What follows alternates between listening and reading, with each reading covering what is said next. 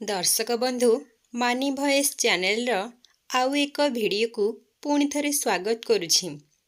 भूल रे भी एही 10टी जिनिस भगवान शिवलिंग उपरे चढ़ांतु नाही, नचेत माड़ी आसिब विपद। दर्शक बंधु आमे समस्ते जानिछे जे सोमवार दिनटी भगवान शिव को समर्पित अटे। एही दिन श्रद्धालु सकाळु उठी स्नान करी मंदिर रे जलाभिषेक करी पूजा पाठ करिथांती एवं किछि लोक व्रत मध्य रखिथांती। एही दिन भगवान शिव को प्रसन्न करिबा पई अनेक प्रकारर उपाय को आपणै थांती। शिव पुराण अनुसार भगवान शिव स्वयंभू अटंती। से देवतांकर देव महादेव अटंती। कैलाश पर्वत रे तांकर निवास स्थान रहिछि। गलारे नाग, मस्तकरे सुशोभित चंद्रमा, जटारे गंगा, हातरे त्रिशूल एवं डंबरू किछि एही भली भगवान शिवंकर स्वरूप अटे। कथारे अछि जेउ भक्त भगवान शिवंकर आराधना करिथाए तांकु समस्त प्रकारर कष्टरु मुक्ति मिलिथाए। किंतु तांकर पूजा करिबा समय रे किछि विशेष कथा उपरे ध्यान देबा जरूरी अटे। शिव पुराण रे कुहा जायछि भगवान शिवंक पूजा समय रे किछि कथार विशेष ध्यान रखिबा उचित। किछि जिनिस एमिति होई थाए जहार शिव पूजन समय रे व्यवहार अशुभ माना जाय थाए।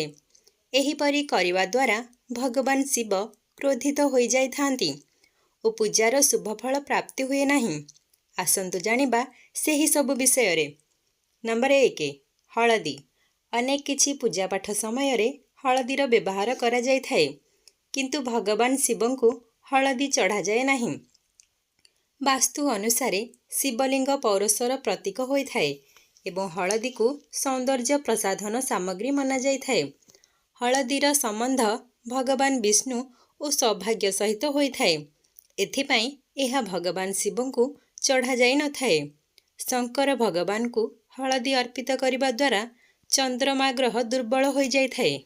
नंबर 2 कुमकुम बा सिंदूर। महिला माने स्वामींकर लंबा आयुषर कामना पाई सिंथिरे सिंदूर लगाई थांती। किछि लोक एहाकु भगवान शिवंकु अर्पित करि थांती, किंतु शिव पुराण रे एहाकु बारण करा जायछि। शिव पुराण रे महादेवंकु विनाशक बोली कुहा जायछि। एही कारणरु महादेवंक पूजा रे कुमकुम बा सिंदूरर व्यवहार करा जाय न थाए। नंबर 3 तुलसी।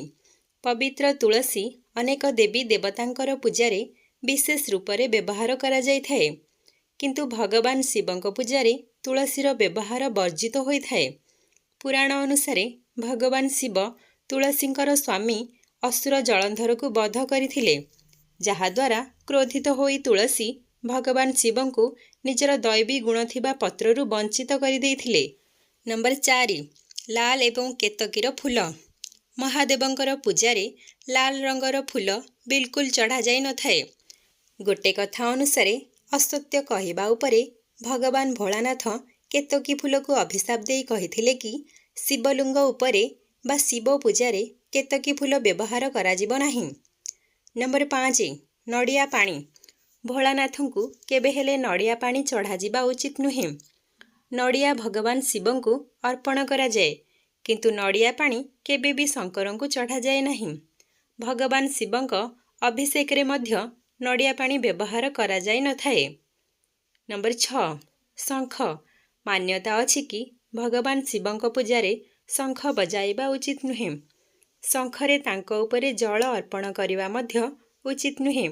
कथारे अछि ना भगवान शिव शंखचूड़ नामक एक असुरर वध करिथिले। सेबेठारु शंख को सेही असुरर प्रतीक बोली मना जायछि। काहेकि ना शंखचूड़ विष्णु भक्त थिले, सेथिपाई भगवान विष्णुक पूजा रे शंख फुंका जाय थाए। भगवान शिवंक पूजा रे एहार व्यवहार वर्जित अटे। नंबर 7 भंगा चाउल। भगवान शिवंकु अक्षत चाउल बा गोटा अरुआ चाउल अर्पित करा जिबा कथा शास्त्र रे उल्लेख करा जायछि। भंगा चाउल अपूर्ण एवं अशुद्ध होई थाए, सेथिपाई एहा भगवान शिवंक पूजा रे व्यवहार करा जाय नाही।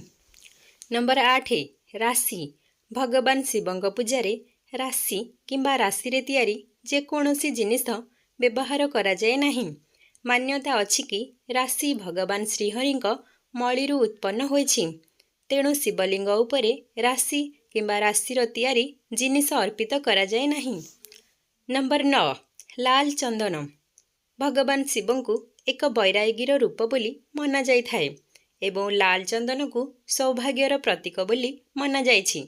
ସେଥିପାଇଁ ଭଗବାନ ଶିବଙ୍କୁ ପୂଜା କରିବା ସମୟରେ ରକ୍ତ ଚନ୍ଦନର ପ୍ରୟୋଗ କରିବା ବଦଳରେ ଶ୍ରୀଖଣ୍ଡ ଚନ୍ଦନର ପ୍ରୟୋଗ କରିବା ଉଚିତ। ନମ୍ବର 10, ଷ୍ଟିଲ୍ ପାତ୍ରରେ ଜଳ। ଭୁଲରେ ବି ଭଗବାନ ଶିବଙ୍କ ଉପରେ ଷ୍ଟିଲ୍ ପାତ୍ରରେ ଜଳ ଚଢ଼ାଇବା ଉଚିତ ନୁହେଁ।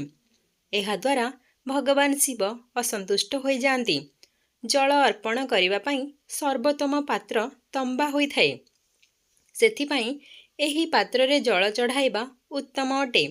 କିନ୍ତୁ ଭୁଲରେ ବି ତମ୍ବା ପାତ୍ରରେ କ୍ଷୀର ଭଗବାନ ଶିବଙ୍କ ଉପରେ ଚଢ଼ାନ୍ତୁ ନାହିଁ, କାହିଁକି ନା ତମ୍ବାରେ କ୍ଷୀର ବିଷ ସହିତ ସମାନ ହୋଇଯାଇଥାଏ। ସାଙ୍ଗମାନେ, ଆଜିର ଏହି ଭିଡ଼ିଓରେ ଆପଣମାନେ ଜାଣିଲେ ଯେ ଶିବଲିଙ୍ଗ ଉପରେ କ'ଣ ଚଢ଼ାଇବା ଉଚିତ ନୁହେଁ। ଭିଡ଼ିଓଟିକୁ ଏହିଠାରେ ଶେଷ କରୁଛି। ଯଦି ଭିଡ଼ିଓଟି ଆପଣମାନଙ୍କୁ ଭଲ ଲାଗିଛି ତେବେ ଭିଡ଼ିଓକୁ ଲାଇକ୍ ଓ ଚ୍ୟାନେଲକୁ ସବସ୍କ୍ରାଇବ୍ ଓ କମେଣ୍ଟରେ ହର ହର ମହାଦେବ ଲେଖିବାକୁ ଭୁଲନ୍ତୁ ନାହିଁ।